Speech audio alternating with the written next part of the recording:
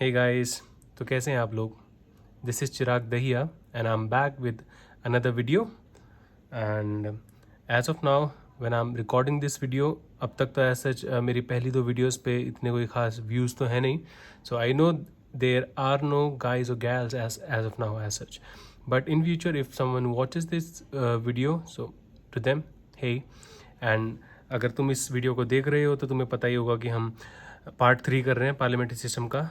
तो हम जल्दी से बिना एनी फर्दर टाइम वेस्ट किए इसके ऊपर आ जाते हैं। उससे पहले बस मैं ये बताना चाहूँगा कि that I am Chirag Dahiya, I am UPSC aspirant just like you know, and through this journey of mine जिसमें मैं UPSC के लिए प्रिपेयर कर रहा हूँ, UPSC CSC के लिए प्रिपेयर कर रहा हूँ, मैंने ये डिस्कवर किया है कि the more I teach, the more I retain. It's not the more I learn, the more I retain. So मेरे पास कोई स्टूडेंट था नहीं, तो मैंने सोचा यूट्यूब को ही हम पढ़ा लेते हैं। तो आज मैं अब यूट्यूब को पढ़ा रहा हूँ। हमने लास्ट टाइम पढ़ा था features of parliamentary government and let's start.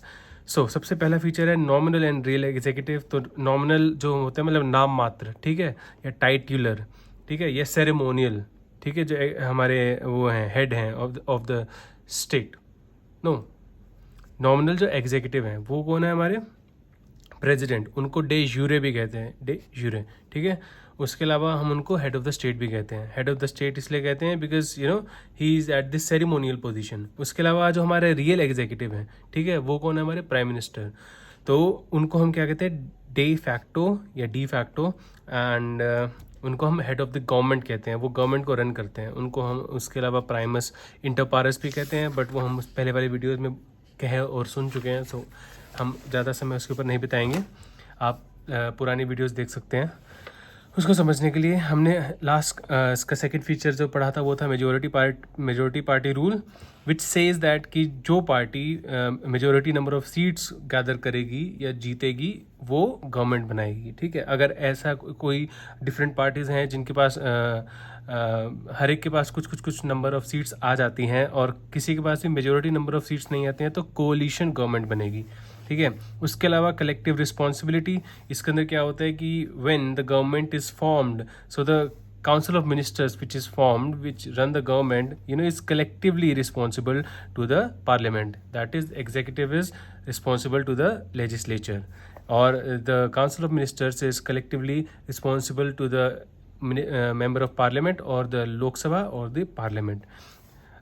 हम इसको बोल सकते हैं they are responsible to the Lok Sabha in particular, okay, and in general to the parliament. So fourth point था पॉलिटिकल होमोजेनिटी।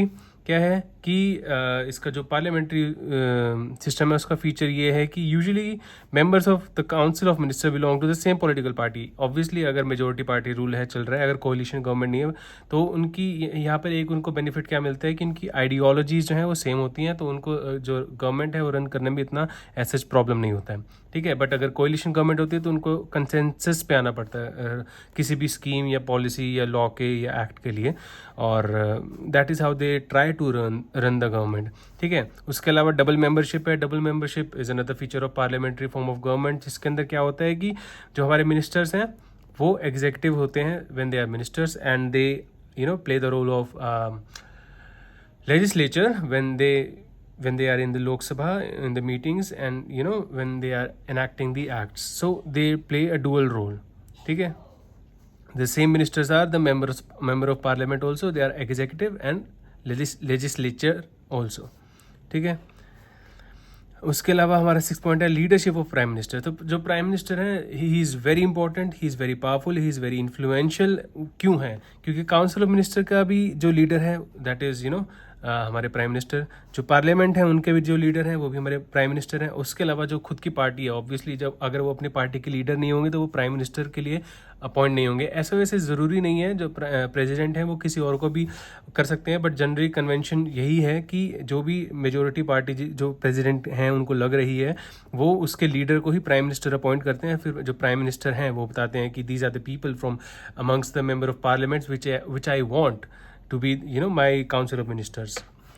उसके अलावा जो 7th पॉइंट है dissolution of the lower house. तो यहाँ पर क्या बात है कि जो हमारे प्राइम मिनिस्टर हैं वो कह सकते हैं प्रेसिडेंट को, वो रेकमेंड कर सकते हैं प्रेसिडेंट को कि भाई आप जो लोकसभा है इसको आप डिसॉल्व कर दो, ठीक है। तो यहाँ पर एक चीज़ क्या है कि यहाँ पर एग्जीक्यूटिव के पास अथॉरिटी है या पावर है लेजिस्लेचर के अबव, उनको डिसॉल्व करने के लिए, ठीक है, उनको दरखास्त करने के लिए। उसके अलावा यहाँ पे सीक्रेसी की ओथ ली जाती है।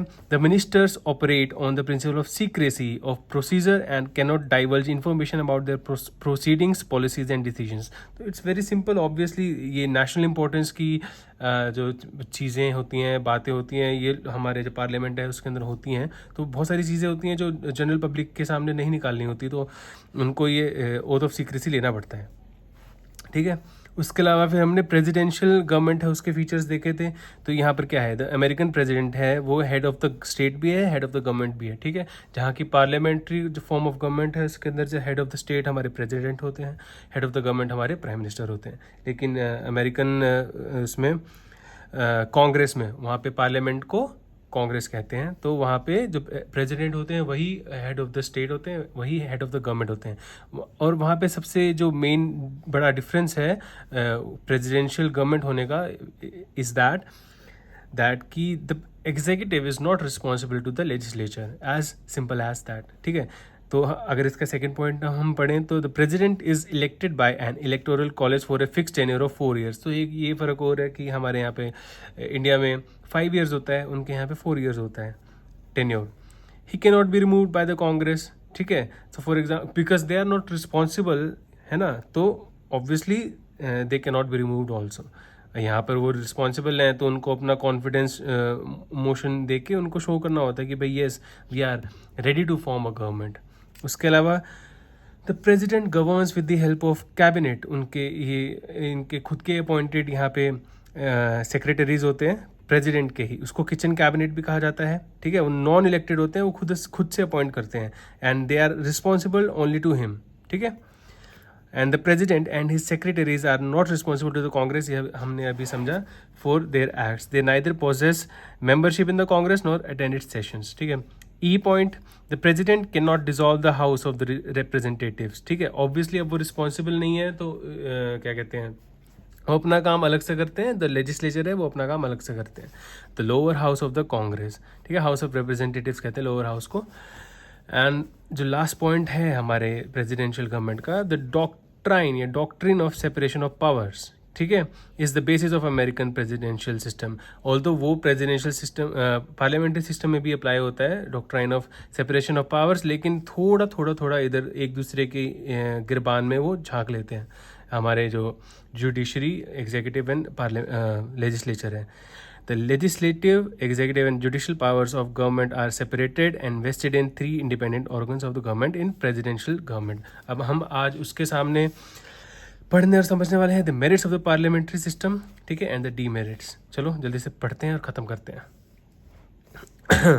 तो द फर्स्ट मेरिट क्या है, harmony between legislature and executive. So obviously जब एक ही बॉडी में सेम ही लोग एग्जीक्यूटिव भी हैं और सेम ही नंबर ऑफ लोग, not same number, legislature obviously number में ज़्यादा हैं, बट उन्हीं के बीच के कुछ लोग जो हैं वो एग्जीक्यूटिव हैं, तो वो वहीं पर ही होते हैं, तो ऑब्वियसली वहाँ पर हार्मनी होगी, वहाँ पे कोऑर्डिनेशन होगा, ठीक है। The greatest advantage of the parliamentary system is that it ensures harmonious relationship and cooperation between the legislative and the executive organs of the government, ठीक है। The executive is a part of the legislature, ये हमने अभी पढ़ा और बोला, and both are interdependent at work, they are interdependent. ये हम चीज़ जो वर्ड है इंटरडिपेंडेंट, इनका इंटरडिपेंडेंस वो हम यूज़ कर सकते हैं अपनी आंसर राइटिंग में। As a result there is less scope of disputes, ठीक है। ऑब्वियसली जैसे अगर कोई ऑर्गन, कोई बॉडी है वो अलग अपनी डायरेक्शन में काम कर रही है, यहाँ पे जैसे for example presidential form of government में जो एग्जीक्यूटिव है उनके सेशंस भी अटेंड नहीं करते, उनको नहीं पता वहाँ पर क्या चल रहा होता है, तो वो अपना खुद की एक डायरेक्शन में काम कर रहे हैं। लेजिस्लेचर हैं तो वो अपनी डायरेक्शन में काम कर रहे हैं, तो उनका डिस्प्यूट होना, देयर आर चांसेस कि डिस्प्यूट होना हो सकता है। So as a result there is less scope of disputes and conflicts between the two organs and which is very good, this is a merit। उसके अलावा रिस्पॉन्सिबल गवर्नमेंट, तो ये जो पॉइंट है हम यहाँ पर भी पढ़ चुके हैं कि कलेक्टिव रिस्पॉन्सिबिलिटी होती है, ठीक है।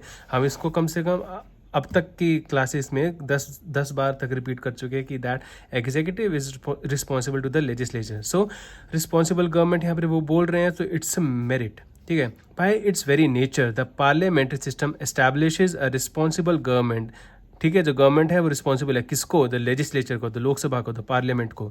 The ministers are responsible to the parliament for all their acts of omission and commission. अभी जो ओमिशन एंड कमीशन जो वर्ड आया है ये कहाँ से आ रहे हैं? ओमिशन आया ओमिट से और कमीशन आया कमिट से। मतलब अगर वो कोई भी चीज़ को हटाते हैं या किसी भी चीज़ के लिए कमिट करते हैं, ठीक है, तो वो किसके लिए करेंगे? वो किसी पॉलिसी के लिए करेंगे, किसी स्कीम के लिए करेंगे, किसी एक्ट के लिए करेंगे, ठीक है। एक्ट तो नहीं, एक्ट तो लेजिस्लेचर लाते हैं, बट वो इनिशलाइज तो कर ही सकते हैं being a minister. And private member obviously last जो एक्ट हुआ था वो 1970 में ही एक बिल पास किया गया था, जो एक्ट बना था। उसके बाद से अब तक कोई भी प्राइवेट मेंबर का जो बिल है वो एक्ट नहीं बना है। प्राइवेट मेंबर कौन होते हैं? जो हमारे मिनिस्टर्स नहीं होते हैं, ठीक है। The parliament exercises control over the ministers through various devices like question hour, ठीक है। वो उस आर में इनके जो डेज होते हैं, जो सेशंस होते हैं, उसके बारे में हम पढ़ेंगे। तो उसके दौरान उनके क्वेश्चन आर होते हैं, डिस्कशंस होते हैं, एडजर्नमेंट मोशन होते हैं, नो कॉन्फिडेंस मोशन होते हैं। इस तरीके के उनके पास डिवाइसेस हैं, ठीक है, या टूल्स हैं, जिससे वो अपनी जो चाहते हैं कि जो एग्जीक्यूटिव है, जो गवर्नमेंट है, वो उनको रिस्पॉन्सिबल रहे, उनकी रिस्पॉन्सिबिलिटी इंश्योर करते हैं। So first point is harmonious relation between legislature and executive. उसके अलावा उनका रिस्पॉन्सिबल होना किसका? एग्जीक्यूटिव को लेजिस्लेचर पर। थर्ड पॉइंट क्या है? प्रिवेंट्स डेस्पोटिज्म, ठीक है। अब डेस्पोटिज्म क्या होता है? किसी के एक कोई भी है जिसके पास एक्सट्रीम पावर है, ठीक है, तो उसका जो मन चाहेगा वो करेगा। सो इस चीज़ को प्रिवेंट करना हमारा पार्लियामेंट्री सिस्टम इंश्योर करता है। वो क्यों करता है? क्योंकि अब एक आदमी के या एक इंसान के हाथ में पावर है ही नहीं। पावर जो है वो अलग अलग लोगों के पास बट गए हैं। सबसे पहले तो पावर्स यहीं पर बट जाती हैं कि लेजिस्लेटिव कोई और है, एग्जीक्यूटिव कोई और है, और जुडिशरी कोई और है, ठीक है। उसके अलावा under this system the executive authority is vested in a group of individuals, council of ministers obviously, ठीक है, and not in a single person. This dispersal of authority checks the dictatorial tendencies of executive, ठीक है। अगर एक ही इंसान के हाथ में सारी पावर हो जाएंगी तो वो डिक्टेटोरियल हो जाएंगे, ठीक है। Moreover the executive is responsible to the parliament and can be remove by no confidence motion. तो अगर लगता भी है कि फॉर एग्जाम्पल ये 50 let's say 50 council of minister who are executive, and उन्होंने एक अपना कार्टेल बना लिया, let's say cartel word use कर लेते हैं, और वो अब एक ही डायरेक्शन में सारे के सारे मूव कर रहे हैं, जो कि होता भी है एक्चुअल में। बट अगर वो ऐसा लगता है कि भाई they are doing the wrong things being in power, तो उनको जो हमारा लेजिस्लेचर है, ठीक है, the rest of the Lok Sabha, वो नो कॉन्फिडेंस मोशन से हटा सकता है। ऑल्दो ये थोड़ा सा पॉसिबल कम है, बट ऐसा हो भी सकता है, क्योंकि जब मेजोरिटी पार्टी रूल है, ठीक है, मतलब कि किसी पार्टी के पास मेजोरिटी थी तभी वो पावर में हैं, और सब अगर वो सारे के सारे जो मेजोरिटी वाले हैं वो एक ही डायरेक्शन में अगर मूव कर रहे हैं, तो उनको हटाना थोड़ा सा मुश्किल होगा। But there are other provisions also जिससे इनको हटाया जा सकता है। उसके अलावा हाँ, जो हमारे मेरिट हैं वो क्या है? Ready alternative government. तो ठीक है, यहाँ ये जो है, ये प्रोविज़न जो है रेडी ऑल्टरनेटिव गवर्नमेंट, ये हमारा यूके में होता है, ये हमारा इंडिया में नहीं होता है। पार्लियामेंट्री सिस्टम की बात कर रहे हैं हम, इंडियन पार्लियामेंट्री सिस्टम की बात नहीं कर रहे हैं।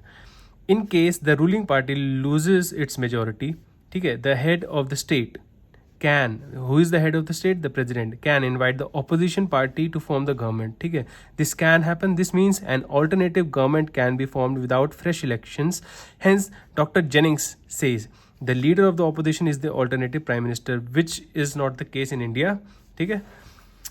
Fifth merit, wide representation, and this is a very important point because यहाँ पे ये representative form of government भी बोलते हैं, और यहाँ पे हमारे जो हमने पार्लियामेंट्री फॉर्म ऑफ गवर्नमेंट अगर लिया भी है, ठीक है, और हम यहाँ पे डेमोक्रेसी भी कर रहे हैं, वो क्यों कर रहे हैं? सो दैट इतनी जो हमारी पॉपुलेशन है, ठीक है, उनको ये जो हमारी जो गवर्नमेंट है, ठीक है, जो हमारे लॉ मेकर्स हैं, ठीक है, उनको वो रिप्रेजेंट करें, ठीक है।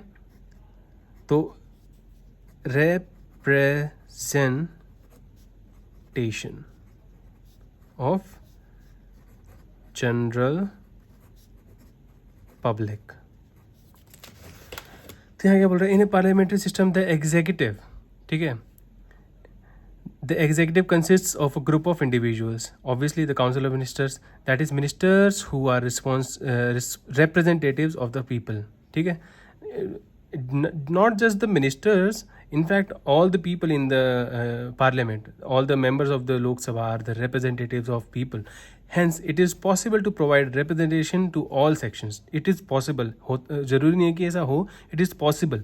And regions, मतलब sections and regions in the government, the prime minister while selecting his minister can take this factor into consideration. मतलब ये हो सकता है, and this is very important. अगर ये होगा तो ये फॉर्चून और प्रोस्पेरिटी लाएगा कंट्री के लिए। अदरवाइज जो लोग हैं, जो माइनॉरिटी है, दे माइट फील कि हमें हमारी रिप्रेजेंटेशन नहीं हो रहा है, हमारे कॉज को नहीं सुना जा रहा है, ठीक है। हमने अब मेरिट्स देख लिए, अब डीमेरिट्स को देखते हैं। Demerits of parliamentary system, in spite of the above merits the parliamentary system suffers from the following demerits, ठीक है। सबसे पहला अनस्टेबल गवर्नमेंट, ठीक है। तो यहाँ पर हमने देखा कि रिस्पॉन्सिबल गवर्नमेंट तो है, लेकिन वो उसके बावजूद भी एक अनस्टेबल गवर्नमेंट है। क्यों? The parliamentary system does not provide a stable government, okay. There is no guarantee that a government can survive its tenure, ठीक है। तो ऑब्वियसली पहले तो ये और भी ज़्यादा होता था, एंटी डिफेक्शन होने के बाद यहाँ पे थोड़ा सा इस चीज़ को एक होल्ड आया है इस चीज़ के ऊपर। Otherwise the parliamentary system does not provide a stable government. There is no guarantee that a government can survive its tenure. The ministers depend on the mercy of the majority legislators for their continuity and survival in the office. ठीक है. A no confidence motion or political defection, see defection, no confidence motion भी यहाँ पे important है कि and a political defection, अगर मतलब एक पार्टी के किसी इंसान ने दूसरी पार्टी, वो पार्टी छोड़कर दूसरी पार्टी ज्वाइन कर ली, तो ऑब्वियसली उस पार्टी की जो मेजोरिटी पार्टी रूल के हिसाब से जो पार्टी ने गवर्नमेंट फॉर्म की थी, अगर उसकी एक भी सीट कम होगी, so now they can not form the government, ठीक है। बट डिफेक्शन अब अलाउड नहीं है। और evils of multi party coalition can make the government unstable. Evils of multi party coalition क्या है कि भाई अगर फॉर एग्जांपल 4 या 5 पार्टीज हैं, उनको गवर्नमेंट एक दूसरे के साथ हाथ मिला के गवर्नमेंट फॉर्म करनी पड़ी है। अब उनकी जो सोचने का तरीका है, उनके जो काम करने का तरीका है, वही अलग है, उनकी आइडियोलॉजीज ही अलग है।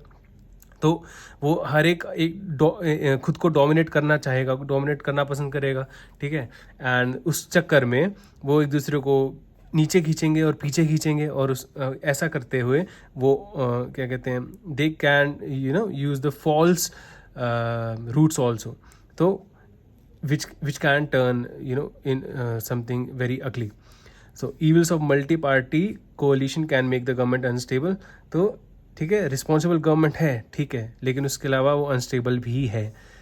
The government headed by Morarji Desai, ये एग्जाम्पल हमें याद रखना है क्योंकि he is a very famous prime minister, जो सिर्फ 2 साल के लिए प्राइम मिनिस्टर रहे थे। उसके अलावा चरण सिंह, वीपी सिंह, चंद्रशेखर, देवा Gowda and I K Gujral are some such examples. उसके अलावा हमारा सेकंड डीमेरिट क्या है, नो कॉन्टीन्यूटी ऑफ पॉलिसीज़। तो it is as simple as that कि फॉर एग्जांपल अगर 5 साल के लिए कोई पार्टी है जिसकी एक पर्टिकुलर आइडियोलॉजी है, वो गवर्नमेंट फॉर्म करती है, लेकिन अगर उसने उन 5 सालों में जो कि एक्चुअली होता भी है, उन 5 सालों में उस particular people from that government अगर उन्होंने अच्छे से परफॉर्म नहीं किया है, तो गवर्नमेंट फिर नेक्स्ट टेन्योर में चेंज हो जाएगी, ठीक है। तो फिर नई गवर्नमेंट आएगी, नई आइडियोलॉजीज़ वाले लोग आएंगे, तो उनकी कुछ और पॉलिसीज़ होंगी, ठीक है।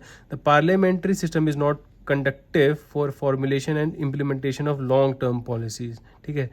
This is due to the uncertainty of the tenure of its government.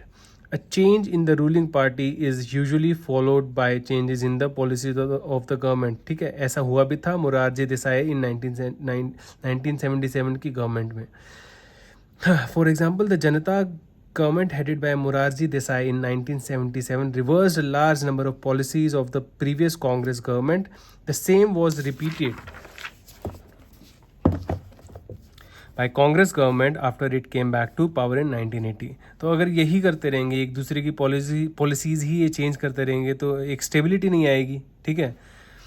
Third, dictatorship of the cabinet. So हमने अभी थोड़ी देर पहले बात की थी इसी चीज़ की कि ऑल्दो ये प्रिवेंट करती है डेस्पोटिज्म को, लेकिन ये डिक्टेटरशिप में भी तब्दील हो सकती है अगर वो सेम डायरेक्शन में काम करना और अपने जो थॉट्स हैं उनको एक दूसरे के साथ कनकर कर लें. When the ruling party enjoys absolute majority in the parliament, the cabinet becomes autocratic. ठीक है, ऑटोक्रेटिक मतलब वो तानाशाही आप बोल सकते हो, तानाशाह. becomes autocratic and exercises nearly unlimited powers. ठीक है, किसकी बात की जा रही है? कैबिनेट की, किसी एक इंसान की बात नहीं की जा रही है. लेकिन फॉर एग्जांपल 10 लोग हैं, अगर वो बोल रहे हैं कि चलो ठीक है हम इस डायरेक्शन में मूव करेंगे, तो अगर वो एक पॉजिटिव डायरेक्शन में मूव करने का सोचते हैं तो वो पॉजिटिव रिजल्ट लेकर आते हैं. ऐसे ही अगर ये जो पावरफुल लोग हैं वो सारे के सारे लोग अगर नेगेटिव डायरेक्शन में अगर मूव करने का सोचेंगे तो वो दे कैन बिकम ऑटोक्रेटिक. ठीक है. H.J.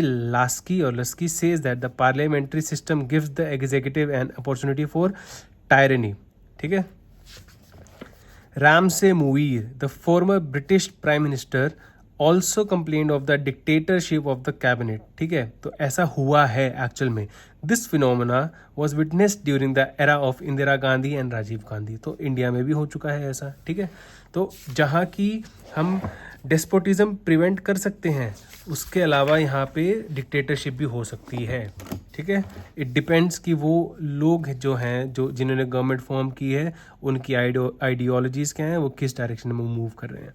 Fourth demerit, against separation of powers. ठीक है, in the parliamentary system the legislature and the executive are together and inseparable. ठीक है, the cabinet acts as the leader of the legislature as well as the executive. तो हमारे पास जब government form हो जाती है तो वहाँ पे कैबिनेट होता है, they act as the leader. ठीक है, of the legislature and the executive. तो जबकि हम चाहते हैं, जैसे प्रेसिडेंशियल फॉर्म ऑफ गवर्नमेंट में क्या होता है कि तीनों जो बॉडीज़ हैं वो अलग अलग होती हैं. पार्लियामेंट्री जो सिस्टम है उसके अंदर ऐसा नहीं होता है. ठीक है, तो वहाँ पे सेपरेशन ऑफ है वो इतना नहीं होता है. यहाँ पे वो टुगेदर एंड इनसेपरेबल होते हैं, क्योंकि उन्हीं लेजिस्लेचर्स में से तो उठ के कुछ लोग जो हैं वो एग्जीक्यूटिव बने होते हैं. As Bagehot points out, the cabinet is a hyphen. okay, the cabinet is a hyphen that joins the buckle that binds the executive and the legislative departments together. ये क्या कहना चाह रहे हैं? बेग हॉट या Bagehot, Bagehot hot says, if this is the hyphen and this is the executive and this is the legislature, then this hyphen is cabinet. All right, hence the whole system of government goes against the letter and spirit of the theory of separation of powers. In fact, there is a fusion of powers in the parliamentary form of government. There is a fusion of power instead of a separation of powers. Okay, but हम ये India की बात नहीं कर रहे हैं, parliamentary form of government की बात कर रहे हैं. ओके, फिफ्थ डीमेरिट क्या है? Government by amateurs, and this is a very important point. The parliamentary system is not conducive to administrative efficiency, as the ministers are not experts in their fields. And this is very important point. So I also used to wonder about this, that जो हमारे for example normally होता क्या है, होना क्या चाहिए, होता क्या है कि दिस इज एन एरिया, यहाँ पे कुछ लोग हैं. ठीक है, just imagine there are 100 of people like this. इन्हीं में से एक बंदा उठ के इनका रिप्रेजेंटेटिव बन जाएगा. ठीक है, वो एक एमपी बन गया या वो एक एमएलए भी बन गया. ठीक है, अब आप ये समझ लो कि ये जो एरिया है ये एक ट्राइबल एरिया है. इन लोगों ने वोट तो कर लिया, अपनी जो फ्रेंचाइज है उसको इन्होंने एक्सरसाइज तो कर लिया, और इन खुद में से उठा के एक बंदे को एमपी भी बना दिया या एमएलए भी बना दिया. ठीक है, लेकिन क्या अब ये ट्राइबल पीपल हैं, maybe they are not as much grown up और एडवांस्ड. तो क्या जो वो बंदा है जो एमएलए बना है उसके पास इस पोस्ट की वजह से पावर्स तो आ गई हैं, लेकिन क्या उसके पास इतनी नॉलेज है, ठीक है, कि वो उन पावर्स को एफिशिएंटली और इन्फॉर्म्ड वे में उन पावर्स को एक्सरसाइज कर सके? The answer is no, He cannot. That's why we have this secretaries. The secretaries, the IAS people, they do all the work. That see, and this is हमारे जो Siddharth Arora sir हैं, उनसे ही मैं पढ़ा हूँ. उन्होंने इसका एक्सप्लेनेशन क्या बताया कि it is, if someone is well read, it does not mean that they know that what is good for the people. The person from around amongst their own people will know what is best for the people. So that is why an MLA has to be a person who is from amongst the people, amongst their own people, instead of someone who has the knowledge, but we cannot expect कि वो हमेशा सही decision लेंगे for the people, because having knowledge, abundance of knowledge does not ensure character. All right. So the parliamentary system is not conducive to administrative efficiency. Okay, as the ministers are not experts in their fields, the prime minister has a limited choice in the selection of ministers. His choice is restricted to the members of parliament alone. All right. And obviously वो parliament के बाहर भी ले सकते हैं, but वो जिसको भी लेंगे उनको 6 महीने के अंदर पार्लियामेंट का जो मेंबर होगा उनको बनना होगा. Moreover the ministers devote most of their time to parliamentary work. ठीक है, cabinet meetings and party activities instead of working and drafting acts and schemes and policies. कौन करता है ये काम? एक्चुअल में ये काम जो IAS हैं, जो सेक्रेटरीज हैं अलग अलग मिनिस्ट्रीज एंड डिपार्टमेंट्स के, वो करते हैं ये सारा काम. जो मिनिस्टर्स हैं, they just make the choice, and sometimes the choice is not also informed choice. They just do it just for the sake of being sitting on that seat. That is why the corruption is so much prevalent across the country and across the globe. Now let us compare the parliamentary and presidential system in terms of their features, merits and demerits. Okay, तो यहाँ पर आ जाते हैं. ठीक है, parliamentary system में हमारे यहाँ पे डुअल एग्जीक्यूटिव है, प्रेसिडेंट एंड PM. यहाँ पे सिंगल एग्जीक्यूटिव है, सिर्फ प्रेसिडेंट. मेजोरिटी पार्टी रूल है. ठीक है, यहाँ पे president and legislator elected separately for a fix term. Obviously collective responsibility है, विच इज़ वेरी इंपॉर्टेंट. यहाँ पे नॉन रिस्पॉन्सिबिलिटी है. कलेक्टिव तो क्या ही होगी जब रिस्पॉन्सिबिलिटी ही नहीं है. पॉलिटिकल होमोजिनिटी होती है यहाँ पे. ठीक है, यहाँ पे पॉलिटिकल होमोजिनिटी में नॉट एग्जिस्ट. यहाँ पे डबल मेंबरशिप है. जो लेजिस्लेचर है उन्हीं में से उठ के कुछ लोग हैं वो एग्जीक्यूटिव बनते हैं. यहाँ पे सिंगल मेंबरशिप है. जो एग्जीक्यूटिव है वो अपना काम करते हैं, जो लेजिस्लेचर है वो अपना काम करते हैं. लीडरशिप ऑफ प्राइम मिनिस्टर, यहाँ पे किसका है? यहाँ पर है डोमिनेशन ऑफ प्रेसिडेंट. ठीक है, डिसोल्यूशन ऑफ लोअर हाउस. ठीक है, यहाँ पे no dissolution of lower house. यहाँ पे जो प्राइम मिनिस्टर हैं वो लोअर हाउस को डिसॉल्व करा सकते हैं. यहाँ पे जो प्रेसिडेंट है वो नहीं करा सकते प्रेसिडेंशियल में. Fusion of powers. ठीक है, यहाँ पे सेपरेशन ऑफ पावर्स. तो यहाँ पे फॉर एग्जांपल जो लेजिस्लेचर्स हैं उन्हीं में से उठ के हमारे एग्जीक्यूटिव बने हैं, तो यहाँ पर पावर्स जो हैं वो फ्यूज्ड हैं. यहाँ पे लेजिस्लेचर अलग है, एग्जीक्यूटिव अलग है, जुडिशरी अलग है. मेरिट्स और डीमेरिट्स तो हमने यहाँ पे देख लिए, उनको अब हम रिपीट तो क्या ही करेंगे. ठीक है, अब यहाँ पर ये बहुत इंपॉर्टेंट है, ये हम अपने आंसर राइटिंग में बहुत अच्छे से यूज़ कर सकते हैं. टॉपिक क्या है? Reasons for adopting parliamentary system. अब इंडिया ने जो पार्लियामेंट्री सिस्टम है वो क्यों अडॉप्ट किया? A plea was made in favor of US presidential system of government in the Constituent Assembly. Constituent Assembly क्या है? जिन लोगों ने हमारा कॉन्स्टिट्यूशन लिखा. ठीक है, but the founding fathers which is which includes हमारे doctor BR Ambedkar, the founding father, preferred the British parliamentary system due to the following reasons. First reason, familiarity with the system, which is very common sense. The constitution makers were somewhat familiar with the parliamentary system as it had been in operation in India during the British rule. K.M. Munshi argued that for the last 30 or 40 years, some kind of responsibility has been introduced in the governance of this country. Our constitutional traditions have become parliamentary. After this experience, why should we go back and buy a novel experience? Novel as in new. तो ये तो K.M. Munshi है, उनका कहना है कि भाई हमें पिछले 30-40 साल हो गए हैं, हमने 30-40 साल से हम पार्लियामेंट्री सिस्टम को फॉलो कर रहे हैं और हम इसकी एक्सपीरियंस भी हो गया है, आदत भी हो गई है, तो हम नए उसको सिस्टम को हम क्यों अडॉप्ट करें, तो वो तो उनका कहना है। लेकिन obviously this is a fact कि हमें काफ़ी टाइम हो चुका था इससे फेमिलियर हुए, तो हमारे फाउंडिंग फादर्स ने भी सोचा कि हमें इसी के साथ कंटिन्यू करना चाहिए। सेकेंड रीज़न क्या है? Preference to more responsibility. So this is more important of a reason. Dr. B.R. Ambedkar pointed out in the Constituent Assembly that a democratic executive must satisfy two conditions. Okay, a democratic executive, stability and responsibility. ठीक है, तो अब stability जो है वो presidential form of government में ज़्यादा है, लेकिन रिस्पॉन्सिबिलिटी जो है वो हमारे पार्लियामेंट्री फॉर्म ऑफ गवर्नमेंट में ज़्यादा है। So unfortunately it has not been possible so far to devise a system which can ensure both in equal degree. The American system gives more stability but less responsibility. The British system on the other hand gives more responsibility but less stability. ये हमने देखा, एक demerit है यहाँ पे, unstable government.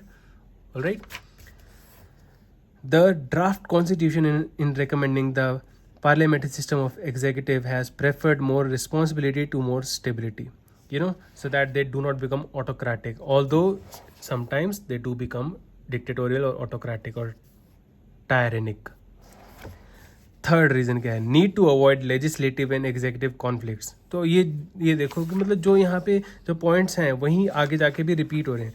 For example यहाँ पर जो हमारे पार्लियामेंट्री है, ठीक है, उस सिस्टम में क्या है, वो फ्यूजन होता है, ठीक है, और प्रेसिडेंशियल फॉर्म ऑफ गवर्नमेंट में क्या है, सेपरेशन होता है। जब सेपरेशन होगा वो अपनी अपनी डायरेक्शन में काम करेंगे तो उनके कॉन्फ्लिक्ट्स होना लाजमी है। So the framers of the constitution wanted to avoid the conflicts between the legislature and the executive which are bound to occur in the presidential system prevalent in USA. They thought that an infant democracy, क्योंकि हम नई अभी 1947 में हम आज़ाद हुए थे, ठीक है, एंड हम बहुत इन्फेंट मतलब बिल्कुल नए अभी पैदा ही हुए थे, could not afford to take the risk of a perpetual cleavage, एक खड्डा, feud or conflict or threatened conflict between these two organs of the government, क्योंकि हम ऑलरेडी बहुत ज़्यादा अनस्टेबल थे। अगर हम प्रेसिडेंशियल फॉर्म ऑफ गवर्नमेंट चुनते, ठीक है, जो कि एक कॉन्फ्लिक्ट को उत्पन्न होने की जगह देती है, तो it could have been possible कि जो ऑलरेडी एक जो सिस्टम था, जो कंट्री थी, वो जो अनस्टेबल थी, वो उसको ऐड कर देते, ठीक है। They thought that an infant democracy could not afford to take the risk of a perpetual cleavage, feud मतलब लड़ाई, और conflict मतलब एक दूसरे के साथ के आइडियाज़ के साथ क्लैश होना, और threatened conflict between these two organs of the government. They wanted a form of government that would be conducive to manifold development of the country, and that is why they chose, क्योंकि हमारे parliamentary form of government में harmony रहती है between the legislature and executive.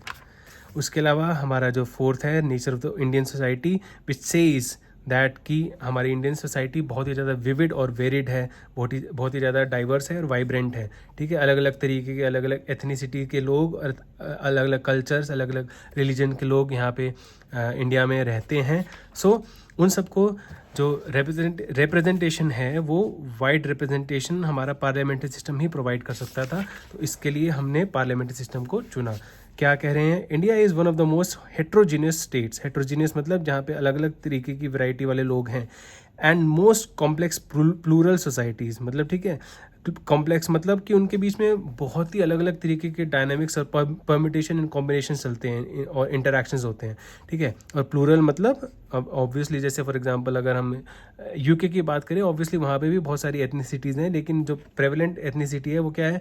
Christian. तो वहाँ पर बोल सकते हैं कि वो सिंगुलर है, बट हमारे यहाँ पे प्लूरल सोसाइटीज़ हैं। हमारे यहाँ पे जैन्स भी हैं, क्रिश्चियंस भी हैं, बुद्ध भी हैं, बुद्धिज़्म वाले भी हैं, हिंदूज तो हैं, पंजाबी भी हैं, मुस्लिम भी हैं, ठीक है।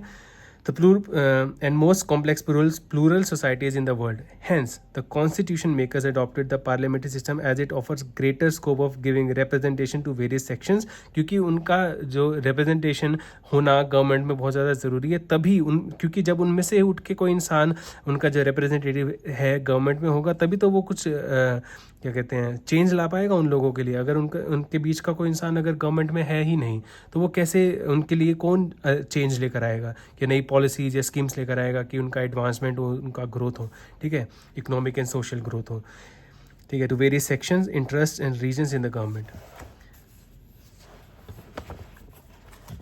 This promotes a national spirit among the people and builds a united India.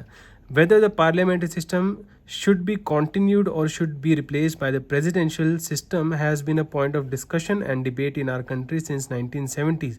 तो ऐसा नहीं है कि इसके बारे में लोगों ने सोचा नहीं है, इसके बारे में सोचा है और इस पॉइंट तक भी आए हैं कि डिस्कशन किया है कि प्रेसिडेंशियल सिस्टम होना चाहिए या नहीं होना चाहिए, पार्लियामेंट्री सिस्टम के साथ ही हम कंटिन्यू करें या नहीं. This matter was considered in detail by the Swaran Singh committee appointed by the Congress government in 1975. तो हम ये स्वर्ण सिंह कमेटी का जो नाम है बहुत बार पढ़ेंगे हमारी इस बुक में, तो आप इसको याद कर सकते हैं. द कमिटी ओपाइंड मतलब उसने एक ओपिनियन दी that the parliamentary system has been doing well and hence there is no need to replace it by presidential system. ठीक है, एक लास्ट टॉपिक है, हम इसको भी जल्दी से कर सकते हैं लेकिन हम इसको नेक्स्ट वीडियो में करेंगे, ठीक है. और नेक्स्ट वीडियो में फिर हम पार्लियामेंट है जो इंडियन पार्लियामेंट की यहाँ पर जो बात हो रही है वो करेंगे और पढ़ेंगे. एंड उसके बाद हम आगे president, vice president, prime minister, council of ministers पढ़ेंगे. एंड उसके बाद देखते हैं, अभी तो इतने सारा बहुत सारा पढ़ने का है तो वो पढ़ते हैं, ख़त्म करते हैं, आगे बढ़ते हैं. टिल देन आप पढ़ते रहें. कोई भी किसी भी तरीके की प्रॉब्लम हो तो आप कमेंट कर सकते हैं या मेरे को कांटेक्ट कर सकते हैं थ्रू कमेंट्स. फ़िलहाल मैंने अपना कहीं नंबर या ईमेल कुछ नहीं डाला हुआ है. तो till next time, take care, keep studying, all the best, good night and good day. जब होगा ना कोई भी किसी से मतलबी और होगी ना ये दुनिया मुझसे और मैं सबसे अजनबी. नबी नबी नबी नबी नबी नबी अजनबी. नबी नबी नबी नबी नबी नबी अजनबी. नबी नबी नबी नबी अजनबी. नबी नबी नबी नबी अजनबी. होगी ना ये दुनिया मुझसे और मैं सबसे